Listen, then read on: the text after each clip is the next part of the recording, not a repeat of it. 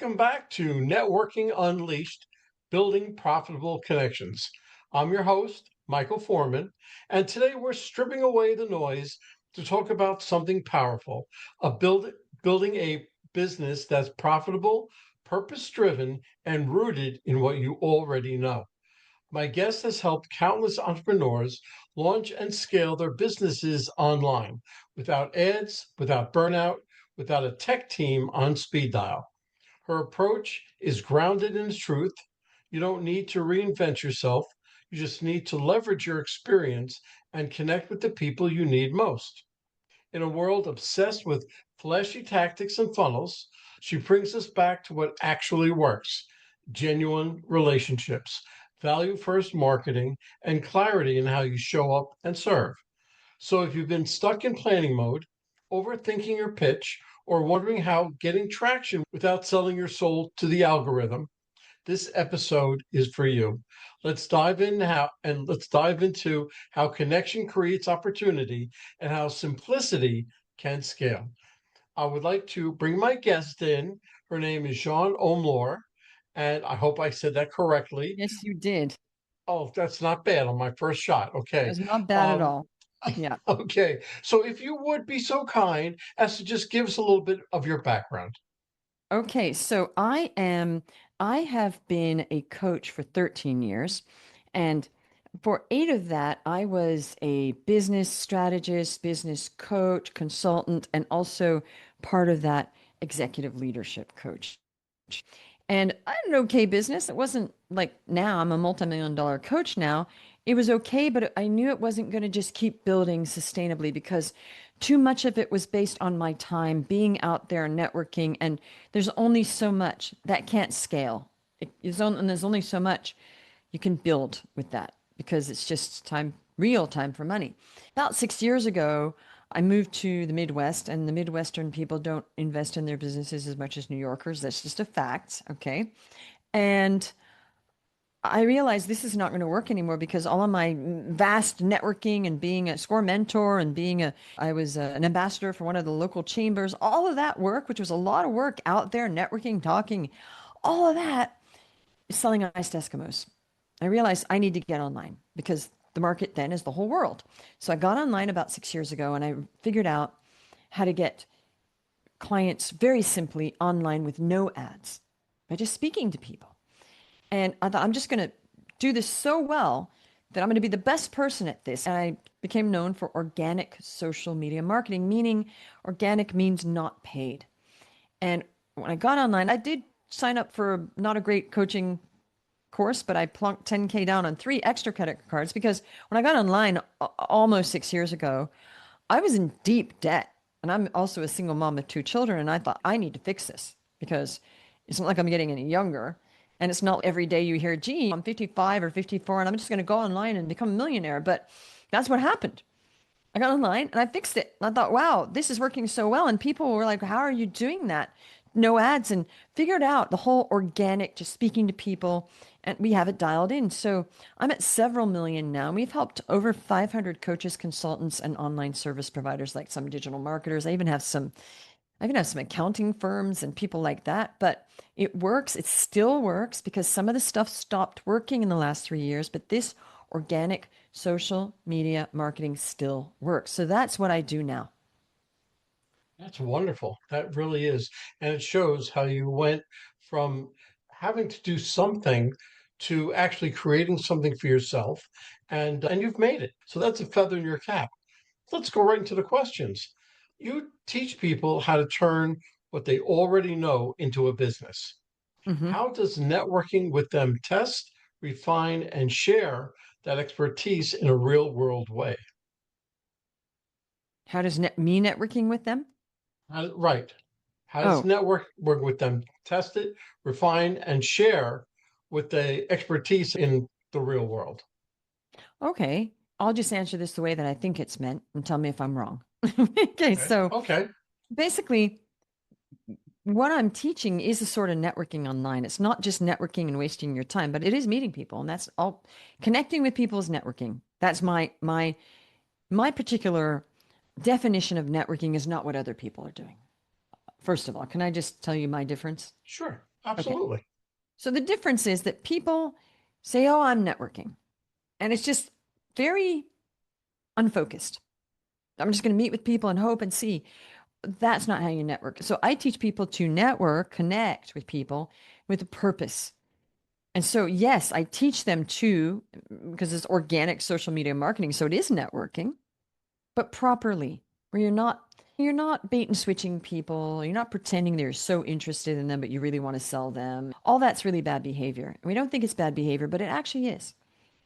It's actually bad behavior. It's bait and switch. Nobody feels great about a bait and switch. I had somebody reach out to me. I really want to hear about your services. And I thought, why? Oh, because I want to sell you this. I said, you actually started off telling me you want to, but actually that wasn't it. You don't care about my services at all. And I knew it. I was nice about it, but I thought that is what's wrong with how they're doing it. They're pretending they're so interested in what you do. I'm genuinely curious about what people do, of course, but I'm not pretending that I want to hire somebody to get them on a phone and then do a bait and switch. And it doesn't work anyway. I don't know why anybody would do that. So yes, we're coaching them to leverage what they already know because we are knowledge brokers. I'll give you an example. I was networking with a judge. And he said, what do you do? And I said, and he wanted to be on my podcast, but my podcast isn't about adventure and he's an adventure person. And I said, I love what you do because I love adventure. I said, but it's not the theme of my, I totally see that. I said, great. So we started chatting. So it was networking. He said, tell me what you do. And I said, sure. And he goes, what is coaching? And I explained it to him. And he said, that was a really good explanation in 3 minutes. I said, yeah, $1 trillion industry. He went, huh. He said, yeah, I want to retire in the next 2 years. Do you think I could coach? And I said, I don't know. But you're a judge. Clearly you're good at a lot. But what could you actually coach people on? And he said, I've developed a decision-making model, SOP, over the years, and it works on everything. I said, that is a great offer. And he went, really? I said, very good offer. That's decision making coaching. Everybody needs that. And he said, really? I said, absolutely. Because I could see that was something we could leverage and sell with him. So he came in, immediately signed up, and he had his first high ticket client within 4 weeks. Guy's never sold a thing in his life. Okay. So that is real brokering of what the goodness and value of people. He never would have thought of doing that. He didn't think there was value in leveraging all of that life experience. And I saw that. I thought, wow, that is amazing. Because he said, you need to figure out an SOP as a judge. You can't just randomly send people to death row. It has to be, you can't because you're hangry. And he said, it works for a lot of things. He said, I used it for a lot of things. And it's great. I said, that is fantastic. So I didn't have to teach him something. I can't teach him a thing about decision making. He could teach me, actually. So he already had something great in his knowledge base that all we needed to do was package and sell. So that is how we use it. Very good. Very good. Okay, so for those just starting out online, what ads or funnels, if any, what does relationship building play in getting traction? Okay, I'm against most ads and funnels for Right. coaches because they don't work. Because I've spent about 100K to be really transparent. I spent about 100K after I learned the organic.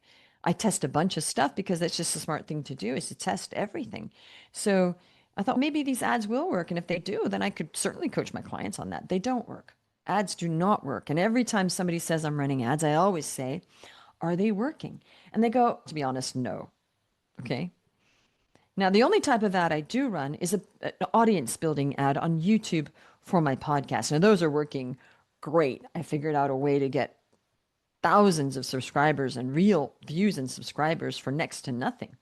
So that we've been working, and that's not about clients, that's just building my podcast, which isn't really to do with my coaching. I have a podcast called Business Wealth Impact, which isn't to do with my coaching. It's a broad kind of thing.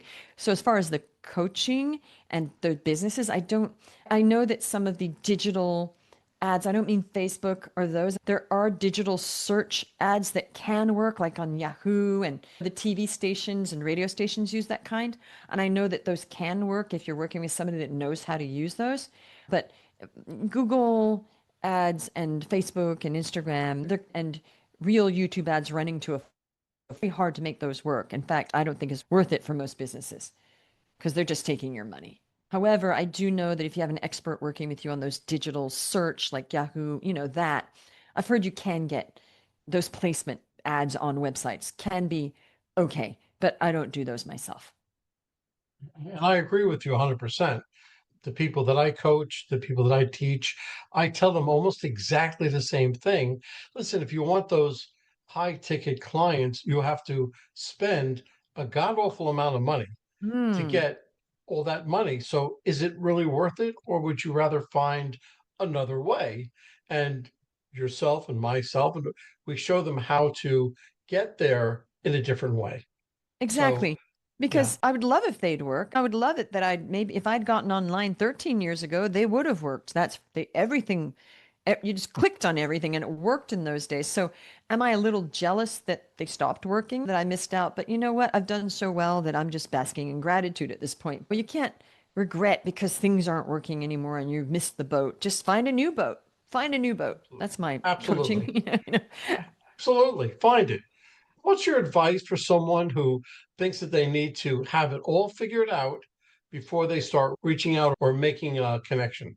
Oh, that's my favorite one. This whole thing, it's just fear, right? That we have to have Yeah. everything perfect. And they say lining, I'm getting my ducks in a row. And every time I hear that I'm groaning, I'm just like, oh, here's another perfectionist that's scared, that's stuck. It's never going to pull the trigger. My thing was, I had to just put line one duck up and shoot it. Well, that's my joke. And people laugh when I say that usually because why are you lining ducks up? You're not starting a multi-million dollar like operation where you're getting like the teams in place. No, if you're a solopreneur, there are ducks lined up. Very few. Look at what's fear. When you ask yourself, am I actually ever going to take action? Most people, if they really ask that hard question, no, they're just procrastinating. And that's sad to me. So the thing is just take one step, messy step that you don't know what you're doing, and you get that foot in the door. Now your foot's in the door and you can pry that door open bit by bit. It is not about perfectionism. It's not about perfect everything. It's not about getting your ducks in a row and being ready for the perfect move. It is messy and it is just take a step already, please. And guess what? Then you see what happened from the step. Okay, that was messy, but something happened. Okay, I'm going to take another step and I'm going to be in the mud now.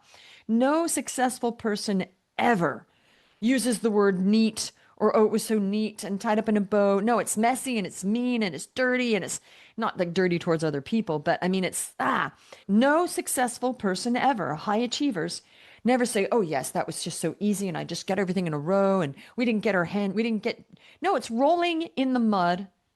It's rolling in the mud, like mud wrestling, okay, with yourself, actually, because you're not wrestling anybody else. You just take the step and do everything you can to get out of that fear that is just the fear that is just stopping people in their tracks nonstop because all it's doing is making you just wait another day. And life is short. Life is so short. I can't believe how quickly the weeks are passing now. I'm like, oh my gosh, I got to do more. I got to get more towards my purpose. So don't do that. It's massive, messy action. And then a bit later, the action is not so messy because then you start to get it together. And then it's more not so messy. Make sense? Makes a lot of sense. I say it slightly different. I say the same exact thing as you. I say just do it. The first time you go out, you're going to suck. It's going to be Mm-hmm. horrible, Mm-hmm. messy, disgusting, but you made the first step. Mm-hmm. So you take from that what you can, learn Mm-hmm. from it. You go out again and take the second step. And then you learn a little bit more. And then each time you do it, you learn that much more. And pretty soon you'll have your ducks in a row, but not in the beginning. And No, so no, that 100%. And really, success is your mind over your emotions. And all it is, people are already looking forward to, oh, if I fail, I'm going to feel bad. It's going to be really icky feeling. And they're really protecting how they feel in the future when you think about it, right? So the way is, and it's not easy because we're all human and we all have feelings, right? And I work with this every day because I want to be bulletproof and I want to be like just even keeled all the time that no matter what anybody says to me, I just absorb it, I respond. I'm not like a robot, but it's not bothering me. It really is about getting your mind to master your emotions all the time. And I don't mean emotionless and don't be emotional and don't be like a robot, but in business and when you're working towards something, if you're just so afraid of having your feelings hurt or failing and how that's going to feel, you will get nowhere because it and you does really hurt, you yeah, know? and you're really not a business person. There are people who are made to be a business people and people who are not. And if you're that afraid and that if you're really getting hurt and you're never going to take that step, then really maybe you're not a business person. maybe you are, because I was like that when I started. I'll be really honest. When I started my business, I was a baby. I just was terrible. I was so sensitive. And my coach was, she goes, Jeanne, you have to be not so sensitive. And I said, I hate marketing and I don't want to market. And because that makes me nauseous. And she said, you need to change and you need to get, do you want this business? I said, I have to have this business because I got to do this. She said, you need to get your mind straight and you need to embrace marketing. And I don't care how icky it feels to you. I'm actually feeling it in my heart right now because I'm remembering this conversation. And sales, I didn't want to sell. So I wouldn't say that people aren't business people. I think that's a little harsh because I think that we all struggle with that, really, not wanting to sell. It really is. If I want to be compassionate, I want to say, look, I sucked. Okay. And I was definitely not a business person. And I believe that everybody can develop into a business person if they truly want to. And they're ready to just fight those demons because it's not like you're a born business person. Some people are. I certainly was not. It's a miracle that I got where I am. So that's why I'm more compassionate with people about that, that if I can do it, like anybody can do it. That's what I really think. Okay. Okay. Sure. I'll accept that. You help create impact and income. Does Mhm. a strong network support both, especially in the early stages of business? Okay, it's interesting.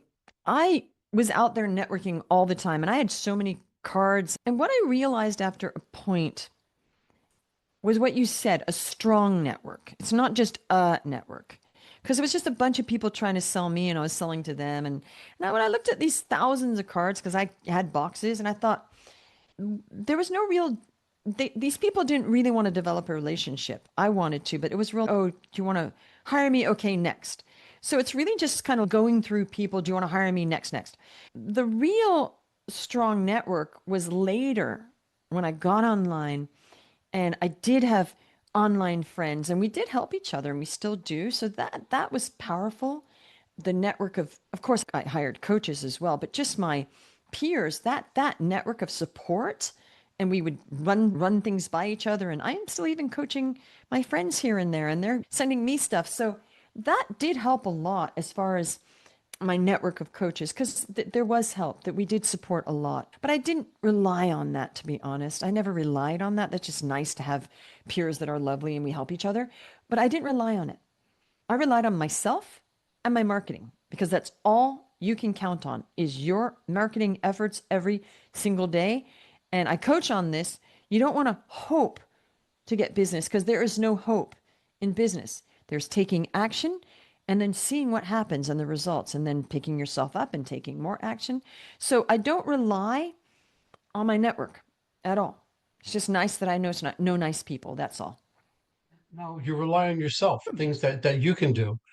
And really, as a business person, that's all you can really rely on is Absolutely. yourself. And Right. so that's the way it goes. When you said the thousands of business cards that you received in my before life, I worked corporate and I was in mortgages, and I used to go to networking events. I used to come home with a shoebox filled with business cards and say, "Look how good I did." Oh, But in reality, I didn't do well at all.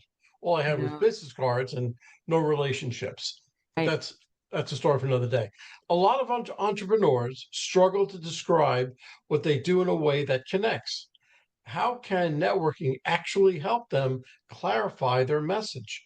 Oh, I love this. So the thing is, before I got online, I used to actually lecture on this and do public speaking and little mini events. People would invite me in when I lived in New York because I would help people to, I would say, how to perfect your intro. I didn't call it an elevator speech because I hated that and it just seemed weird. And I would teach them when they were networking to stop babbling so much already because start talking to somebody and they just start throwing things and I'd be like, oh my gosh, I don't know this person. And you're just like, oh, I'm overwhelmed already. So I figured out that you really want to say very little. You just want to say two things. You just want to say, I help XYZ type of people get XYZ results. And then you shut up. And people were like, this is brilliant. I'm getting clients from this because what it does is it cuts down the noise. So people would say to me, what do you do? And I'd say, I help, at this point, I'd say, I help small business owners to explode their sales and profits. That's all I'd say. I didn't go, oh, I'm a coach and I do this and this is my back. Nothing. I would say that and I would shut up. and take and just shut up and lean back. And they go, Uh, and they would yep. sit there thinking, wow, that was one sentence. And she's not talking anymore. And it made them think, okay, and it, oh, sometimes they'd be like, one guy took a step back and he went, oh, how do you do that? And I said, I do this and the marketing and so that. And he went, oh, wow, I want to speak with you. And then he ended up being a client of mine for 6 years from that. He said, that one thing you told me made me realize that I am terrible at that. He said, because you had me at hello and you said one sentence. Yes, networking can be very good if you just say one powerful thing and then be quiet and let them ask you more. Because talking and talking about what you do, nobody's interested. No, no. I talk about this from coast to coast. From the Mm. East Coast to the West Coast, I go on stages, I do workshops and everything. I Mm. tell them exactly what you just said Awesome. because We are just synergistic, you and I. we are. I told them that the what you that intro, that elevator, that intro that you talk about, you want to say just enough for them to understand what you do and to ask you something about it. Okay, but this is the point you're missing. This is actually a formula that I'm going to teach people right now. The formula is you help whom, so that's the target market, to get what results. So the formula, and I would give people the formula. It's I help XYZ people get XYZ results. Fill in the XYZ. Okay? So you have to talk about, you have to mention who it's for. Okay, so I help small business owners. So okay, great. What are you going to do for us? Oh, explode your sales and profits, which is what I did. It wasn't improve something, it wasn't provide, it was explode. So I used a really powerful verb, Yes. explode. Yes. And it made them go, wow, I've never heard that before. So it's a way of also using words that are a pattern disrupt, that they haven't heard spouting out of every, because there's just this cliche. I said, also take provide out of that sentence because it's weak. I provide. Really? Providing stuff so weak. So I would coach people and I would do these groups. I used to coach NYU NBA alumni on this, okay? Because I lived around the corner from New York University. But anyway, the point is it's just who is it for? What are the massive results that are going to knock their socks off? Okay, that's the rule. Who and knock the socks off. I took a long time to find those few words because I thought it's not, it's helping them make money, but it's exploding the sales and the profits because profits are just as important as revenue because a lot of people make a lot of revenue and they have 2% profit. So my whole thing was revenue and then upping the profits as well. And they were just like, wow, how do you do that? I didn't say I'm a business coach. I didn't say the words business coach because nobody cares about my title. They just wanted to know, what are you going to do for us? And then they'd say, how do you, actually, I coach them. Oh, you're a coach. Yeah. Oh, great. Tell me more. Then I could expand on it because they'd asked me permission-based marketing. Get it? Absolutely. Absolutely. I love what you say. I love what you talk about because like you said, we talk about exactly the same thing. And it's Mm. so nice to hear somebody else saying exactly what I try to tell everybody. I say try because you say it a lot better than I do. Thank Okay. you for that. Okay. Okay. So you've built a business without without complicated tech. Mm. What networking habits have helped you stay visible and valuable in a noisy online world? Focus. Focus. You got to say no to a bunch of stuff. I figured out something that they say, figure out something and just, I sold the same program over and over and over again. It worked. I was always looking for new things to work for me and my clients because I experiment. I spend 100K in ads. Okay. Because I experiment. I've hired a bunch of, kissed a lot of frogs, but I'm like, maybe this will work. I'll just check it out because if it works for me, then I'll tell my clients about it. Maybe this will work because it works for me. So I keep doing that still, but it's on the side. Just let's test a bunch of stuff as well. But really, what I'll maybe move, like I started on Facebook, made tons of money there, and then I learned LinkedIn as well. And then I also learned Instagram, and we had all three. And sometimes Instagram's working better than LinkedIn or Facebook or whatever. And then they'll change algorithms, and then we always figure out what's working for me and my clients, and it depends on their offer, of course. But about There's this thing that I'm just going to plug a bunch of stuff in. Keep your eye on the prize. If something's working, keep doing it the same way. See other alternatives. But if it ain't broke, don't fix it. That's Right? right. If it's working, and you know what? Organic marketing still, did I figure new stuff out? For sure. I figured out how to start a podcast because I wanted to, which had nothing to do with my coaching. It's about broad business wealth and impact on purpose because I didn't want to do a pitchy for my coaching. And it was more about my purpose of business and wealth creation for all and impact in the world. And I figured out by accident that how to monetize that. I was like, wow.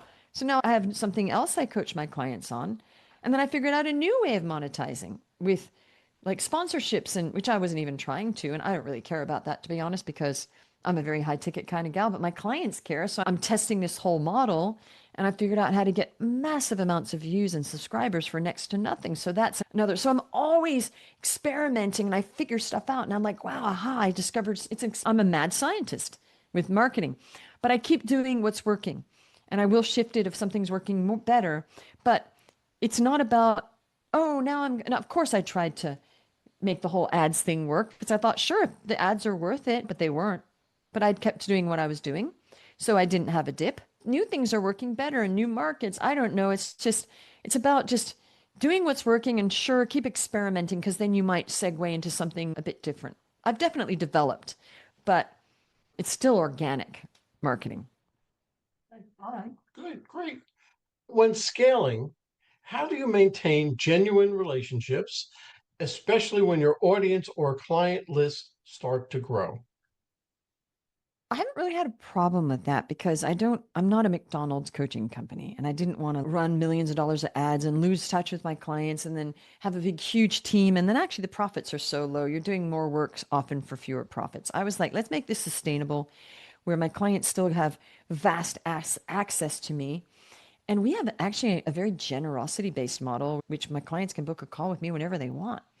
But they are so well coached up with all the other coaches and the group that they don't need a lot of one on one. So I've worked something out that they're so well serviced, they can certainly have it. But I don't feel like I'm over coaching. I don't feel like I'm burning out with the coaching at all. And it's just worked the way we've done it because I do have other coaches who are not underlings. They're on the same level, but they're doing different things. Does it make sense? Different Yeah, it makes perfect expertises. sense. Yeah, Mm. no, that's exactly. I'm part of something similar to that.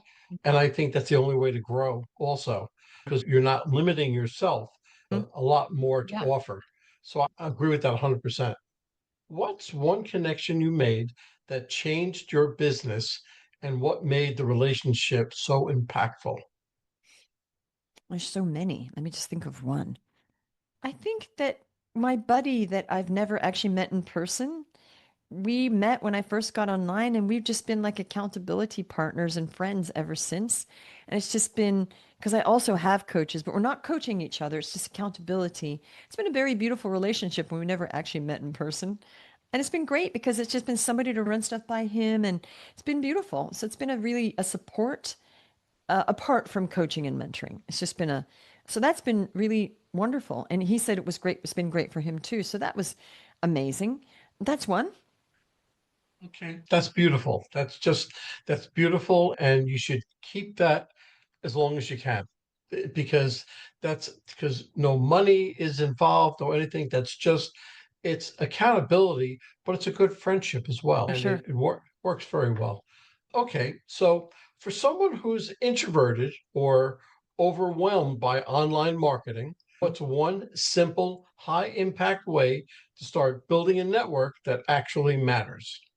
You're talking to the right person because when I got online, I had no traction. I didn't have any, I was barely on there. It was just my friend said, could you please get on Facebook so we can speak with you overseas? And I said, okay. I would say I started off as an introvert and people don't think I am, but I think that I have a different view of introvert. And I think that we all have both. And a lot of it has to do with situations. However, there are some deep introverts. I get it. One thing is the one thing. Don't think of it as, oh my goodness, I have to reach out to all of these strangers. That's hard. And that's not what I did. I saw it as one human being at a time. And when you don't say, I'm going to post all over the place and I'm going to bring in a flood of clients all at once. When you say no, I'm going to do one thing, one thing, one human being. I'm going to reach out to one person and I'm going to start a conversation with one person. What gets overwhelming for introverts is all of that splattering all over and trying to get a bunch of people in your funnel, which doesn't work anyway, unless you are running ads and you're like Russell Brunson type kind of thing. What has worked for me and my clients is becoming more focused on the human being in front of you and just talk to one person and not 10 at once. You could have conversations with more than one, but if you want to do one thing, just reach out to one person, start a conversation, and then start another. So it's one thing. Okay, wonderful, beautiful. Okay, so let's bring this podcast full circle. If your business disappeared tomorrow, what connections would you rebuild first and why? If it disappeared tomorrow, I would still have my connections. So I Okay. wouldn't have to rebuild them. I'm in amazing networks. So even if the business went away, for me, I would be like, okay, just start again.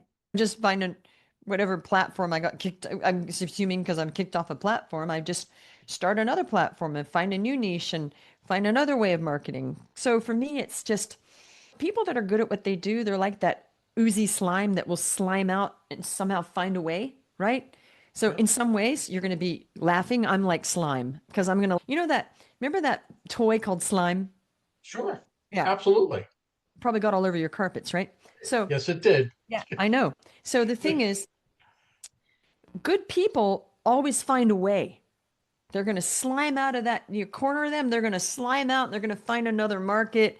And that, to me, it's funny. I think of it that way, that people that also it's saying that we're flexible and we can reinvent because slime reinvents, right? And then there's one of those action heroes does that. Is there an action hero that slimes and then creates a new body or something? But when I It's think something about like it, yeah. So good people are like that. They're plastique, as we say in French. That means formable, like clay, right? And that means they're not rigid. And you're going to corner us, but we're going to slime around and we're going to get around and we're going to create a new market over here in this corner over here. And we're going to have people watching us even. So that's the way to think about yourself is to be adaptable. And I am adaptable. And do I want to lose my business that I built? Absolutely not. Could I build another one? Sure. I know how to. right. Okay. Okay. Jeanne, this was great. This was a wonderful podcast. I'm so thankful that you decided to come on to my podcast. If somebody wanted to speak to you, hire you, talk to you, what's the best way that they can get hold of you? Anywhere. LinkedIn, my name. Instagram, my name. My website, which is lord.com, my name. Anywhere my name is, I will answer. Also, my name, yeah, is also on Facebook. Okay. And it's pretty original, also, your name. So Yeah, there I'm the only aren't too one. many. Yeah. Okay. Yeah, You pretty know, sure I'm unlike, only one at this point. Yeah. well, hold on, folks. Don't go anywhere. Let's hear from our sponsors. David Neal, co-founder, Revved Up Kids. Revved Up Kids is on a mission to protect children and teens from sexual abuse, exploitation, and trafficking. They provide prevention training programs for children, teens, and adults. To learn more, go to revvedupkids.org. Henry Kaplan, Century 21. When it comes to making the biggest financial decision of your life, leave it in the hands of a proven professional, Henry Kaplan. Henry is a global real estate agent with Century 21, celebrating his 41st year in business. No matter where you're moving, Henry has the right connections for you. You can contact Henry at 561 427 4888. A huge thank you to our guest for sharing such incredible insights today. And of course, a big shout out to you, our amazing listeners, for tuning in and spending your time with us. If you're interested in my digital courses, being coached, or having me come and talk to your company, just go to Michael and fill out the request form. Remember, networking isn't about being perfect, it's about being present. So take what you've learned today, get out there, and make some meaningful connections. If you've enjoyed this episode, please don't forget to subscribe, leave us a review, and share it with someone who could use a little networking inspiration. Let's keep the conversation going. You can find me on Apple, Spotify, Pandora, YouTube, or my website, forman.com/podcasts.